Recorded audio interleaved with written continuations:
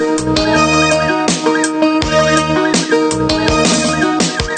ay Pilipino sa isip at sa gawa, ngunit bakit mga pinuno puro lamang salita? Isang gobyerno na kayang sikmurain at nitawanan. May pamilya kumakain na kulang sa 2 beses sa isang araw. Minsan wala pang panlugaw, bakit ganito kababaw?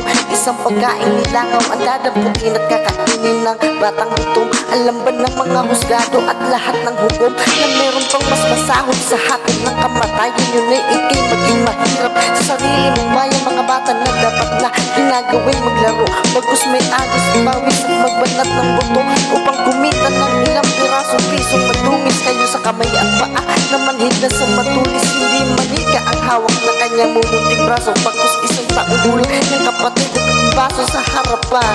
Nagbabaka sa kaning lagyan, baryang pambili ng tinapay na pampalamas sa tiyan. Mga pinuno bagong mamatay at magkasakit sa sarap ng buhay. Sa akin kayo ay makinig.